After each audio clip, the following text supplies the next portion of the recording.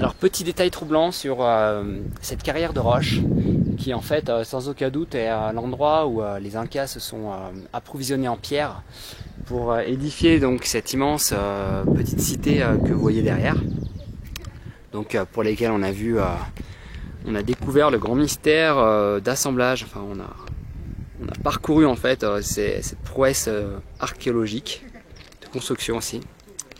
Et alors là, ce qui est super intéressant de noter, c'est que ces rochers, en fait, ont été éprouvés par quelque chose, on ne sait pas quoi. Voilà, c'est tellement énorme, Regardez en fait comment ils sont polis à la surface, complètement polis. Et en fait, on peut observer de près des sillons, voilà, des sillons qui sont tous parallèles. Donc qui montre concrètement qu'il y a eu une action en fait sur cette roche, donc due à un outil je pense hautement performant et hautement précis pour arriver à creuser des sillons tels que celui-là, et surtout pour lisser la pierre telle qu'elle a été lissée. Voilà. Alors les gens passent devant sans vraiment trop regarder, sans vraiment trop s'arrêter. Bon, bien sûr plus en extase devant l'imbrication des rochers. Moi ce que je vois concrètement, c'est que cette roche, elle a été travaillée par un outil, donc lequel, j'en sais rien, mais qui a complètement poli la roche en fait en surface, complètement lissé. Et ces sillons en fait en sont la preuve flagrante. Donc voilà. Donc je pense que ce rocher, ainsi que les nombreux autres rochers qui constituent en fait, qui s'insinuent dans cette partie du site, pour moi et selon moi, sont encore plus terrifiants, je dirais, que les techniques utilisées par les Incas pour découper et polir les rochers. Donc, là, on voit clairement en fait que ce rocher a été taillé en deux, clairement coupé en deux, comme au laser. Voilà, donc sûrement en fait dans le but d'être utilisé pour la découpe, pour donc l'édification. Et alors comment ce rocher a-t-il être découpé de la sorte? Donc je peux pas m'approcher malheureusement parce que il y a des barrières qui m'en empêchent, mais je vous laisse regarder en fait. Voilà. Ça fait froid dans le dos. Ça c'est incroyable et inquiétant. Voilà, quand j'étais à MP en Inde, j'avais pu voir en fait pareil sur ce site des rochers immenses travaillés on va dire de la même façon. Sauf qu'à MP en Inde, il y avait clairement des sillons dans les roches, comme des pointillés découpés, et les techniques en fait de coupe étaient simples.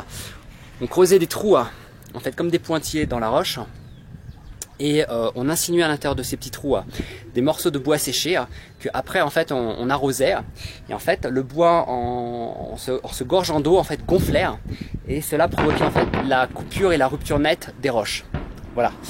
Or là, on constate qu'il n'y a aucun en fait pointillé, aucun trou en fait dans la roche, dans laquelle des morceaux de bois sec auraient pu être insinués afin en fait de provoquer cette rupture nette de la roche pour la couper en deux. On constate simplement que les rochers sont polis, donc avec un angle parfait, une précision elliptique parfaite. Vous voyez clairement en fait, vous voyez clairement ici, je sais pas si on voit bien, on voit clairement en fait la forme. Bon, ça a été... je m'excuse s'il y a des fourmis en fait volantes qui commencent à se poser partout. Voilà, on voit la forme en fait elliptique et parfaitement parallèle. Voilà, quelque chose qui a été en fait qui est venu en fait sillonner la roche. Et alors cette découpe nette en deux, comme faite au laser. Voilà, no comment. Alors là, gros plan en fait sur les rochers dont je parlais juste avant. Regardez les sillons tracés dans la roche. Regardez, c'est édifiant. Ces sillons sont parfaitement lissés. La roche a été comme en fait comme fraisée quoi. Un coup de fraise là-dedans, un coup de laser. Regardez. Là on peut voir en fait la façon dont ça a été poli. Voilà, avec les petites une sorte de disparité parfaite. Voilà, une rainure ici. Hop. Voilà. Une sorte de relief en fait dans la roche, un peu comme une sorte de poterie que vous allez en fait faire tourner sur elle-même, et vous allez lisser avec la main, vous savez, vous allez laisser des sillons en fait dans la terre cuite. Bah, c'est exactement ce qui se passe ici, c'est le phénomène, c'est qu'on a l'impression que cette roche a subi en fait un effet de comment dire, comme si elle avait été polie sur elle-même, comme si elle avait tourné sur elle-même et comme si on l'avait carrément en fait, comme si le vent en fait l'avait sculpté. Pas d'autre mot. Et ces sillons en fait, les tailles de ces sillons, regardez.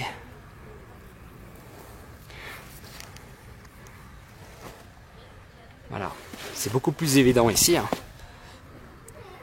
Donc c'est droit, hein. C'est parfaitement droit. C'est, je veux dire, vous prenez une règle, vous la posez en fait ici jusque là. Je peux vous dire que la ligne est parfaitement. Alors là, on voit la roche en fait à l'origine, comment elle est. Donc c'est vraiment le rocher, l'immense rocher. Hein. Et là, on voit en fait là où elle a été taillée, travaillée. Voilà.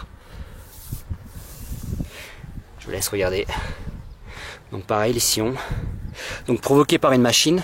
Hein, ça n'a pas été fait à la main. Ça c'est une évidence. Voilà. Je veux dire, on taille pas à la main des sillons comme ça. Ce sont les traces laissées par une machine. Je vois pas pourquoi les Incas se seraient fait chier à faire des sillons parfaitement droits, parallèles, de 1,5 mm. Je vois pas pourquoi ils se seraient fait chier à faire ça. Je veux dire, il n'y a aucun intérêt. Il est clair que là, on a l'exemple concret qu'il y a un outil qui a été utilisé, une machine, pour forer en fait et polir la roche. Parce que là, quand je vous dis polir, c'est plus doux qu'une surface de bois. Voilà, on a l'impression que c'est du bois tellement que c'est doux. Enfin, c'est incroyable. Voilà. Donc là, on est vraiment en face d'une roche qui était en fait dans le but, qui a commencé à être travaillée. Donc ça, le travail n'a pas été terminé. Voilà. Et on dirait en fait que l'outil qui a été utilisé pour faire ça, c'est simple en fait. La sensation qu'on a l'impression que c'était un outil qui soufflait sur la roche. Et qui n'importe comment la débarrassait de ce que vous voyez là en fait, de ces protubérances tout simplement. Et ces protubérances ici, voilà, juste entre les deux protubérances, vous voyez en fait la roche qui a été parfaitement taillée.